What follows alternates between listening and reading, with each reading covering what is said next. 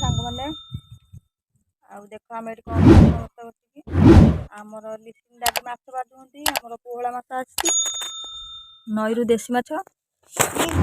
ମୋର ତ ପୁରା ଦେହ ଖରାପ ପୁରା ହେଇଯାଇଛି, ସାଂଘାତିକ ଖରାପ ହେଇଯାଇଛି। ମୁଁ ତ ରୋଷେଇବାସ କିଛି କରୁନି। ମାଲୋ ଖଡ଼ି ପକେଇଲା ମୋ ଝିଅ, ଖଡ଼ି ପକେଇଲା।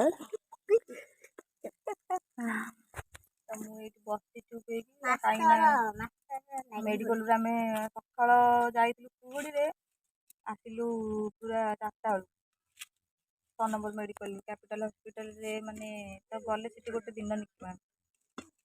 ତ ଦେହ ବହୁତ ସାଂଘାତିକ ଖରାପ ହେଇଯାଇଥିଲା, ମିସକାରେଜ ହେଇଗଲା। ଆଉ ପେଟ ୱାଶ କରିକି ଆସିଲୁ, ଡେରି ହେଲା। ଆଉ ଭଲ ନାହିଁ ଦେହ, ତଥାପି ମୁଁ କହିଲି ବ୍ଲଗ୍ଟା ବନେଇନି 3 ଦିନ ହେଲାନି, ଆଉ ବ୍ଲଗ୍ଟା ଟିକେ ବନେଇଦେବା। ଏଇଠି ଆମେ ବସିଛୁ ସମସ୍ତେ।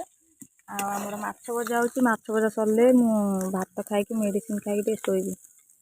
ଆଉ ମୁଁ ତ ଆଜି କିଛି କାମ କରିପାରିବିନି। ଲେସିନି ଆଉ ତା ଡାଡି ମିଶିକି କାମ କରୁଛନ୍ତି।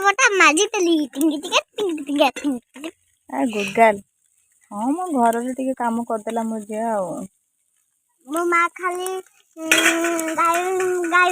ଆମର ଏଠି ଆଳୁ ଆଉ ଟମାଟୋ ଥୁଆ ହେଇଛି। ମୁଁ ଆଗ ବେସର ସେଇଠି ବସିକି ଆସ୍ତେ ଆସ୍ତେ ବାଟିଦେଲି ଗ୍ରାଇଣ୍ଡରରେ।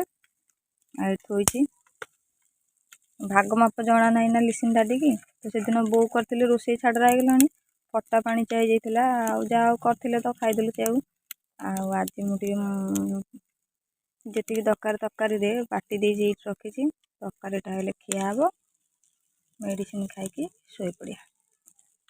ହଉ ତରକାରୀ ହେଇଯାଉ, ଚାଲ ଭାତ ଖାଇବା ବେଳେ ଶୁଟ୍ କରିବା।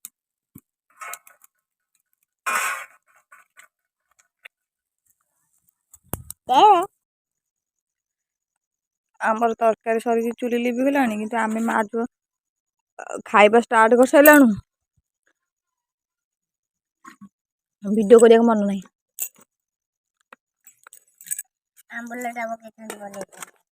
ଆମ୍ବୁଲଟା ପକେଇଥିଲେ ଭଲ ହେଇଥାନ୍ତା। ପୁଷି କହୁଛି ମତେ କେମିତି ଦେଇଦିଅ। ଲିସିନ୍ ପୁଷିକି ଜଗିଛି। ଆଉ ମୁଁ ଲିସିନ୍ କି ଖୁଆଉଛି, ମୁଁ 2ଟା ଖାଇଦେବି, ତାପରେ ମେଡ଼ିସିନ ଖାଇକି ଶୋଇପଡ଼ିବି। ଆଉ ଆମେ ଏଇଠି ଲିସିନ୍ ର ମୋର ବସିଛୁ, ଭାତ ଆଉ ତରକାରୀ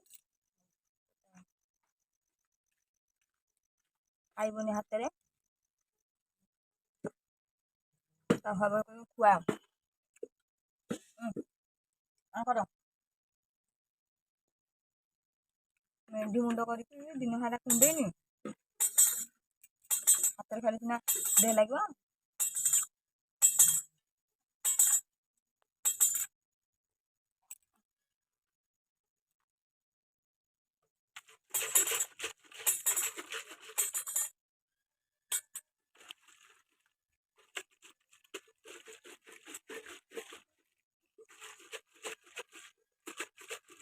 ପାଣି ପିଇବୁନି ସେମିତି କରୁଛ।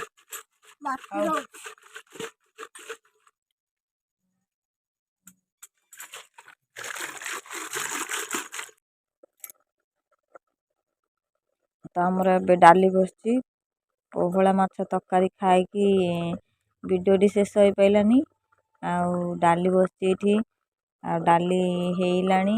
ଆମେ ତ ମାଛ ଖାଇବୁ, ଆଉ ଲିସିନ୍ ଡାଡି ଆଇଁଷ ଖାଇବେ ନାହିଁ, କାହିଁକିନା ମାଛ ଭଜା ଡାଲି ଖାଇବେ। ଡାଲି ବସିଛି, ତ ଖାଇସାରିଲା ପରେ ପାଇଲୁ ବ୍ୟାଗ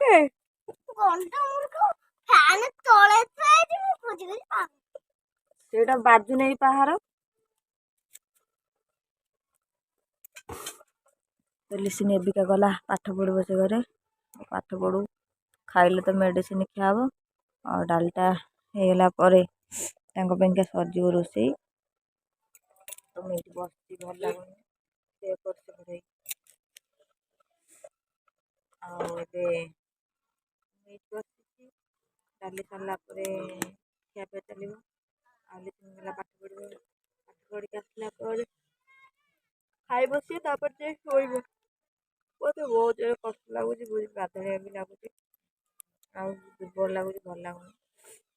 କ୍ଷୀର ଆଣିଛି, କ୍ଷୀର ଏଠି ସିଝେଇବି।